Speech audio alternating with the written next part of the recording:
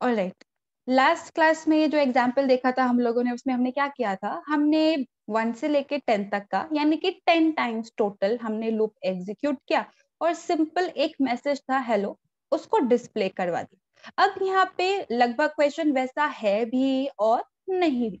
हमें कहा गया है डिस्प्ले सीरीज फ्रॉम 1 to 10। अब सीरीज का सिंपली मतलब इतना सा क्या होता है कि जितना भी आपको स्टार्टिंग वैल्यू दी गई है और एंडिंग वैल्यू दी गई, तो इस स्टार्ट से लेके एंड तक के सारे नंबर्स को हमें डिस्प्ले करवाना है। अब यहाँ पे हम जब छोटे थे तो ऐसा होता है ना कि हमसे पूछते हैं, कोई भी रिलेटिव्स आते हैं, एबीसीडी सुनाओ बेटा, पोयम सुनाओ, काउंटिंग ही सुना दो चलो। अब कोई आपसे ये कहे कि काउंटिंग आपको सुनानी है 1 से लेके 10 तक, ठीक है, तो आप ऐसा तो नहीं कहोगे ना 1 और 10 लो हो गई काउंटिंग, आपने तो बोला 1 से लेके 10 तक, 1 बोल दिया 10 बोल दिया और काम हो गया। ऐसा होता नहीं ना, 1 बाय 1 स्टेप आगे बढ़ना पड़ता है। 1 में +1 करेंगे तो वो 2 बनेगा, 2 में +1 करेंगे तो वो 3 बनेगा, 3 में +1 करेंगे तो वो 4 बनेगा। तो स्टार्टिंग वैल्यू क्या है 1, इनिशियलाइज क्या करना है पता चल गया, कहां तक हमें लूप चलाना है एंडिंग वैल्यू वो भी पता चल गया। अब इंक्रीमेंट करना है या डिक्रीमेंट करना है वो भी हमें पता पड़ गया, क्योंकि 1 से 10 तक तभी पहुंचेंगे जब प्लस प्लस करते जाएंगे, माइनस माइनस कर देंगे तो जीरो नेगेटिव में चला जाएगा। ठीक है, तो ये चीजें आपको क्वेश्चन को पढ़ के ही ध्यान में रखनी है कि किस तरीके से लूप काम करेगा। तो सबसे पहले तो एक फ्लो चार्ट मैंने बना दिया है, लास्ट फ्लो चार्ट है हमारा, उसके बाद हम डायरेक्टली प्रोग्राम इंप्लीमेंट करेंगे। देखिए, सबसे पहले तो प्रोसेस को स्टार्ट करना होता है, उसके बाद आता है इनिशियलाइजेशन, फिर कंडीशन, फिर हमारे स्टेटमेंट्स लूप के, और उसके बाद अपडेशन। तो मैंने यहाँ पे आई नाम का एक वेरिएबल क्रिएट किया है जिसके अंदर 1 एज अ इनिशियल वैल्यू मैंने असाइन कर दी। अब यहाँ पे उसके बाद चेक होती है हमारी condition, if I is less than equal to 10, यानी कि 1 is less than equal to 10, obviously वो 1 जो है वो छोटा है 10 से, हमारी कंडीशन ट्रू हो गई। अब यहाँ पे करवाना क्या है, करवाना ये है कि हमें नंबर प्रिंट करवाने हैं। तो अब 10 बारी थोड़ी प्रिंटफ स्टेटमेंट लिखेंगे, जो हमारे नंबर्स हैं वो एक्चुअली में इस वेरिएबल के अंदर ही तो हैं। वेरिएबल 1 से लेके 10 तक चल रहा है, ऑटोमेटिकली उसमें इंक्रीमेंट हो रहा है, 1 बाय 1 उसके अंदर वैल्यू असाइन हो रही है, तो हम उसी वेरिएबल को क्यों नहीं प्रिंट करवा देते, अलग से क्यों दूसरा वेरिएबल ले, या क्यों हम स्पेसिफिकली नंबर को प्रिंट कराएं। तो इसी वजह से मैंने यहाँ पे जो हमारा बॉडी है लूप का, जो स्टेटमेंट्स है, वहां पे लिखा है डिस्प्ले आई। अब आई की करंट वैल्यू क्या है 1, तो 1 डिस्प्ले हो गया। अब इंक्रीमेंट होगा, I is equal to I plus 1 या आई प्लस प्लस भी हम उसे कह सकते हैं, तो 1 + 1 बिकम्स 2। तो अब यहाँ पे फिर से कंडीशन चेक हुई, 2 is less than equal to 10, condition true है हमारी। फिर से आई की वैल्यू को डिस्प्ले करवा दो, यानी कि 2 को डिस्प्ले करवा दो। फिर से प्लस प्लस बन जाएगा 3, 3 फिर से छोटा है 10 से, कंडीशन ट्रू हो गई, फिर से 3 की डिस्प्ले हो जाएगा। फिर से इंक्रीमेंट, इट बिकम्स 4, फिर से 4 छोटा है 10 से, तो फिर से 4 डिस्प्ले हो जाएगा। Same goes for 5, 6, 7, 8, 9 and 10। जब 10 यहाँ पे डिस्प्ले होगा तो उसके बाद फिर से इंक्रीमेंट होगा, क्योंकि स्टेटमेंट के एग्जीक्यूशन के बाद तो हम इंक्रीमेंट पे ही पहुंचते हैं ना, उसके बाद कंडीशन पे पहुंचते हैं। तो यहाँ पे 10 के बाद इंक्रीमेंट होके वैल्यू हो जाएगी 11, और यहाँ पे जब हम वापस से कंडीशन को चेक करेंगे तो जो 11 है वो ना ही 10 से छोटा होता है और ना ही 10 के बराबर होता है। तो जब हमारी कंडीशन फॉल्स हो जाती है तो हम लूप से बाहर आ जाते हैं। इस केस में हमने एंड लिखा है क्योंकि हमें फर्दर और कुछ भी प्रोग्राम इंप्लीमेंट करने को नहीं कहा है, तो हम डायरेक्टली प्रोग्राम से बाहर आ जाएंगे। ठीक है, तो इसका प्रोग्राम देख लेते हैं, बहुत ही सिंपल सा है, जैसे हमने इंप्लीमेंट किया था बिल्कुल वैसे ही है। सबसे पहले मैंने यहाँ पे मेन को स्टार्ट किया है। अब मेन के बाद सबसे पहले वेरिएबल डिक्लेयर करना पड़ता है, तो मैंने इंट टाइप का एक वेरिएबल क्रिएट किया है आई नेम का। उसके बाद CLR SCR प्रीवियस जो हमारे पास में आउटपुट होंगे स्क्रीन पे उनको क्लियर करने के लिए। उसके बाद है हमारा लूप का statement, for I is equal to 1, 1 से लेके 10 तक काम करवाना है, तो इनिशियल वैल्यू असाइन कर दी, इनिशियल वाला पार्ट, इनिशियलाइजेशन वाला पार्ट हो गया, followed by semicolon. Next part आता है हमारा condition, I less than equal to 10, जब तक हम 10 तक नहीं पहुंच जाते तब तक काम करवाना है। अब यहाँ पे कंडीशन के ट्रू होने पे करवाना क्या है, इस आई की वैल्यू को डिस्प्ले करवाना है। अब ये वेरिएबल है, तो वेरिएबल की वैल्यू को डिस्प्ले करवाने के लिए तो फॉर्मेट स्पेसिफायर काम में लेना पड़ेगा। तो प्रिंट एफ %d, अब यहाँ पे मैंने /d लिखा है। अगर मैं यहाँ पे किसी भी तरीके का स्पेस या एस्केप सीक्वेंस अगर नहीं दूंगी तो होगा क्या, सारे नंबर्स इकट्ठे एक के बाद एक डिस्प्ले हो जाएंगे। ऐसे नहीं चाहिए, सीरीज डिस्प्ले करवा रहे हैं, प्रॉपर अच्छी तरह अलग अलग नंबर्स होने चाहिए। तो यहाँ पे मैंने /d को काम में लिया है। तो /d क्या करेगा, एक टैब की स्पेस प्रोवाइड करेगा, यानी कि एक significant amount of space provide करेगा दो आउटपुट्स के बीच में। आप चाहो तो यहाँ पे /n भी काम में ले सकते हो, या फिर चाहो तो आप एक दो स्पेस प्रोवाइड कर दो, उससे भी काम हो जाएगा। प्रिंटिंग कैसे करानी है ये हमारे पे डिपेंड करता है कि किस तरीके का हमारा आउटपुट है, कैसे उसे डिस्प्ले करवाना है। सिंपली सीरीज डिस्प्ले करवाने के लिए बोला है तो कैसे भी करवा सकते हैं। देन फॉलोड बाय आई, तो अब यहाँ पे इनिशियली आई की वैल्यू 1 है तो 1 डिस्प्ले होगा, ठीक है। और उसके बाद यहाँ पे एक टैब आ जाएगा, उसके बाद आई में इंक्रीमेंट होगा, इट बिकम्स 2, 2 फिर से छोटा है 10 से, फिर से 2 प्रिंट होगा और एक टैब का स्पेस आ जाएगा। उसके बाद इंक्रीमेंट होके 3 हो जाएगा, 3 फिर से छोटा है 10 से, तो यहाँ पे वैल्यू डिस्प्ले होगी 3 और फिर से एक टैब आ जाएगा, फिर से increment, it becomes 4, 4 is also less than 10, तो 4 डिस्प्ले हो जाएगा और एक टैब हो जाएगी। Same goes up till here, ठीक है। इस 10 के बाद भी एक टैब डिस्प्ले होगा, क्योंकि यहाँ पे हमने हर एक नंबर को डिस्प्ले करवाने के साथ साथ टैब को भी डिस्प्ले करवाया है। अब यहाँ पे वैल्यू इंक्रीमेंट होके हमारे पास में 11 हो जाएगी, और 11 ना छोटा है ना बराबर है, तो उस केस में हमारी कंडीशन फॉल्स हो जाएगी और हम आ जाएंगे इस लूप के जस्ट बाद वाली स्टेटमेंट पे। अब यहाँ पे तो गेट ch लिखा हुआ है, तो ये एक इनपुट का वेट करेगा, जैसे ही एंटर स्केप या कोई भी की प्रेस करेंगे तो हम आ जाएंगे हमारे मेन एडिटर पे, यानी कि ब्लू स्क्रीन पे। तो यहाँ पे हमारी जो सीरीज है 1 से लेके 10 तक की वो प्रिंट हो जाएगी। आई होप ये एग्जाम्पल सबको समझ में आ गया होगा, किसी को कुछ कंफ्यूजन तो नहीं है।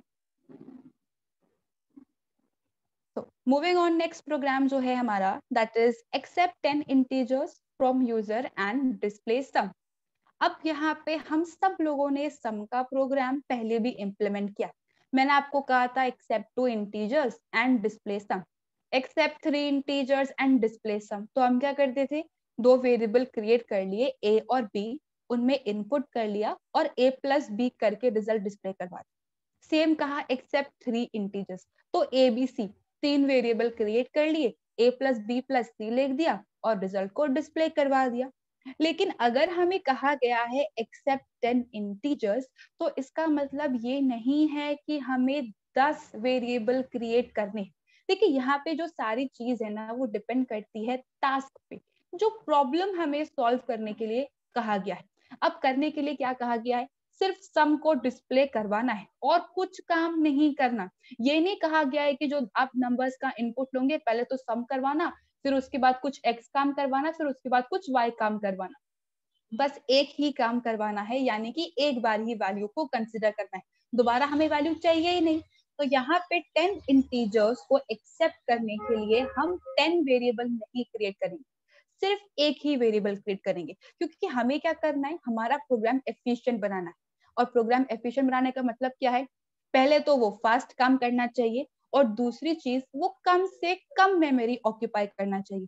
तो अगर 10 इंटीजर वेरिएबल्स बनाएंगे और 2 बाइट्स की बात करें तो 2 मल्टीप्लाई बाय 10 बिकम्स 20 बाइट्स की मेमोरी वो कंज्यूम करेगा। सिमिलरली अगर हम यहाँ पे मान लीजिए लॉन्ग टाइप का हमारा वेरिएबल होता, तो 10 मल्टीप्लाई बाय 4 40 बाइट्स की मेमोरी वो कंज्यूम करता। हालांकि आज के टाइम में तो 40 बाइट्स बहुत कम है, लेकिन पहले बहुत ज्यादा होती थी। तो उसके अकॉर्डिंग अगर हम बात करें तो 10 इंटीजर्स को यूज करने के लिए 10 वेरिएबल बनाना तो बहुत ही बड़ा ही प्रॉब्लमैटिक और टीडियस सा टास्क। तो हम क्या करेंगे, हम यहाँ पे लूप की हेल्प लेंगे, एक ही वेरिएबल क्रिएट करेंगे, उसी में इनपुट लेंगे और उसी से ही सम कैलकुलेट करवाएंगे। कैसे करते हैं, एग्जाम्पल के थ्रू समझते हैं। देखिए सबसे पहले मैंने यहाँ पे मेन स्टार्ट किया है, उसके बाद यहाँ पे एक वेरिएबल तो मुझे चाहिए होता है लूप के लिए, ठीक है। एक स्टार्टिंग वैल्यू होगा, एक एंडिंग वैल्यू होगा और प्लस प्लस, क्योंकि मुझे कहा गया है 10 इंटीजर्स का इनपुट लेना है, यानी कि 1 से लेके 10 तक का लूप चलेगा तभी तो इनपुट निकल के आएगा, वरना कैसे पता पड़ेगा कि 10 बारी चला या 5 बारी चला। तो सबसे पहले मैंने यहाँ पे इन टाइप का ही आई वेरिएबल क्रिएट किया है, जो कि मेरा काउंटर वेरिएबल की तरह काम करेगा। उसके बाद मैंने यहाँ पे एक num नाम का वेरिएबल क्रिएट किया है जिसमें मैं यूजर से इनपुट लूंगी और फिर काम करवाऊंगी। उसके बाद मैंने यहाँ पे सम नाम का एक वेरिएबल क्रिएट किया है क्योंकि सम को डिस्प्ले करवाना है ना, तो यहाँ पे रिजल्ट तो स्टोर करवाएंगे तभी तो डिस्प्ले होगा, नहीं तो कैसे होगा। और इस वेरिएबल को मैंने 0 से इनिशियलाइज भी कर दिया है। अब इसे 0 से इनिशियलाइज क्यों किया है ये हम आगे एग्जाम्पल में समझेंगे। अभी के लिए हमने 3 वेरिएबल्स क्रिएट कर दिए, फॉलोड बाय CLR स्क्रीन को क्लियर करने के लिए। देन हमारा लूपिंग का स्टेटमेंट, हमें करना क्या है, 10 बारी इनपुट लेना है और जो 10 नंबर्स दिए गए हैं उनका सम करवाना है। तो 1 से 10 तक अगर जाना है तो प्लस प्लस करना पड़ेगा। स्टार्टिंग वैल्यू क्या है 1, तो initialisation i is equals to 1 followed by semicolon. उसके बाद आएगी हमारी कंडीशन, यानी कि कहां तक हमें जाना है, तो i less than equal to 10। उसके बाद फिर से semicolon and i plus plus, क्योंकि एक एक स्टेप करके हमें आगे बढ़ते रहना है। Now, in the statements, the body of the loop, सबसे पहले मैंने लिखा है printf। printf के अंदर मैंने लिखा है एक message that is enter a number। अब यहाँ पे enter a number क्या करेगा, एक मैसेज यूजर को इंडिकेट करने के लिए कि हाँ भाई आपको एक नंबर इनपुट करना है। क्यों करना है वो तो हम बाद में बताएंगे, हम सम कैलकुलेट कर रहे हैं, आप तो बस नंबर इनपुट करते जाओ, जितनी बार मैं बोल रही हूँ उतनी बार। अब यहाँ पे इनपुट लेने के लिए scanf काम में लेना पड़ेगा, तो scanf%d, एड्रेस ऑफ नम। तो होगा क्या यहाँ पे, सबसे पहली बार जब हमारा लूप चलेगा तो एक मैसेज आएगा स्क्रीन पर और हमसे इनपुट मांगा जाएगा। हमने इनपुट दे दिया, मान लीजिए 2, ठीक है। अब यहाँ पे करना क्या है, जैसे जैसे नंबर्स आते जा रहे हैं वैसे वैसे उन नंबर्स को हमें ऐड करवाते जाना है।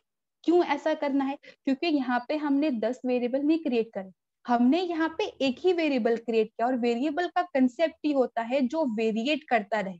तो अगर पहली बार इसको सम नहीं किया मैंने, तो दूसरी बार जब लूप चलेगा यूजर दूसरा नंबर इनपुट करेगा तो पहली वैल्यू गुम हो जाएगी।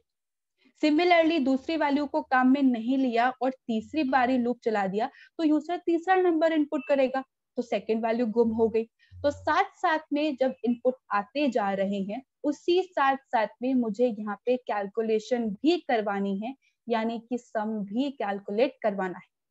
अब यहाँ पे मैंने लिखा है सम प्लस इक्वल्स टू नम, जिसे हम कुछ इस तरीके से भी लिख सकते हैं। अगर हम यहाँ पे कंप्लीट स्टेटमेंट लिखे तो sum is equals to sum plus num. अब यहाँ पे कभी भी किसी भी तरीके का वेरिएबल अगर हम क्रिएट करते हैं जिसमें कुछ इनिशियल वैल्यू नहीं होती, मान लीजिए कोई इनिशियल वैल्यू यहाँ पे नहीं, तो जो रैम होता है ना वो कभी भी किसी वेरिएबल को खाली नहीं रखता है, वो अपनी मर्जी से कुछ भी डमी वैल्यू उसके अंदर असाइन कर देता है, गार्बेज वैल्यू जिसे हम कहते हैं। तो मान लीजिए मैंने इसे 0 से इनिशियलाइज नहीं किया और इसके अंदर कोई गार्बेज वैल्यू आ गई 10,500, ठीक है, 10,500 इसके अंदर कोई गार्बेज वैल्यू आ गई, हमने अज्यूम कर लिया यस। अब लूप चलेगा, यूजर नंबर को इनपुट करेगा, ठीक है, मान लीजिए इनपुट किया है 12, ठीक है, नम के अंदर 12 आ गया है। उसके बाद है sum plus equals to num, यानी कि sum is equals to sum plus num. अब सम के अंदर रैम ने क्या लिख दिया था 10,500 और नम के अंदर क्या इनपुट किया यूजर ने 12, तो 10,512 हो जाएगी हमारी सम की वैल्यू। और ये तो गलत है। क्यों गलत है, क्योंकि जो नंबर यूजर दे रहा है ना सिर्फ उसी को सम करवाना है, अपनी मर्जी से ऐसे थोड़ी रैम ने कुछ भी इनपुट कर दिया तो काम करवा दो। इसी वजह से मैंने यहाँ पे सम को 0 से इनिशियलाइज किया है, ताकि जैसे जैसे वैल्यूज आती जाएं वैसे वैसे कैलकुलेशंस होते जाएं, वैसे वैसे एडिशंस होते जाएं। तो अभी यहाँ पे क्या होगा, 0 + 12 बिकम्स 12, सम के अंदर जाके स्टोर हो जाएगा 12, आई का प्लस प्लस हो गया, it becomes 2, 2 is less then 10। अब फिर से कंडीशन ट्रू हो गई तो ये बॉडी हमारी एग्जीक्यूट हो गई लूप की, एंटर अ नंबर, यूजर ने इनपुट किया 4, फिर से सम प्लस इक्वल्स टू नम, तो 12 + 4 बिकम्स 16, तो सम के अंदर अब 16 आ जाएगा। सिमिलरली आई का इंक्रीमेंट हो गया, it becomes 3, 3 is less than equal to 10, फिर से कंडीशन ट्रू है। अब फिर से नंबर इनपुट करेगा, मान लीजिए इनपुट किया है, अब 3 इनपुट किया है, तो यहाँ पे लास्ट वैल्यू क्या थी 16, 16 बिकम्स 19 और सम के अंदर 19 आ जाएगा। तो ऐसे ही 10 बारी हमसे इनपुट मांगा जाएगा और 10 बारी यहाँ पे सम के अंदर वैल्यू जो है वो बार बार ऐड होती जाएगी। अब यहाँ पे जो भी सम कैलकुलेट किया है उसे मैंने फर्दर लूप के एंड होने के बाद एक printf मैसेज की हेल्प से डिस्प्ले करवा दिया है। printf sum %d, sum। तो जो भी फाइनल वैल्यू यूजर ने इनपुट करी होगी, 10 वैल्यूज यूजर ने इनपुट करी होगी, उनका सम यहाँ पे कैलकुलेट होता रहेगा। तो लूप के ओवर होने के बाद सम के अंदर जो हमारी फाइनल वैल्यू आएगी वो फाइनल वैल्यू इधर आके सब्स्टिट्यूट हो जाएगी और हमें कैलकुलेशन होके रिजल्ट मिल जाएगा, फॉलोड बाय गेट ch। अब यहाँ पे आप ऐसा कह सकते हो कि printf को बाहर क्यों लिखा है, इसमें लिख दो ना, गलत नहीं है, चलेगा, लेकिन फिर गड़बड़ क्या होगी, जितनी बार भी सम करेंगे ना उतनी बार सम वाला स्टेटमेंट डिस्प्ले होता रहेगा। तो बार बार डिस्प्ले नहीं करवाना, हमें तो एक बार ही डिस्प्ले करवाना है।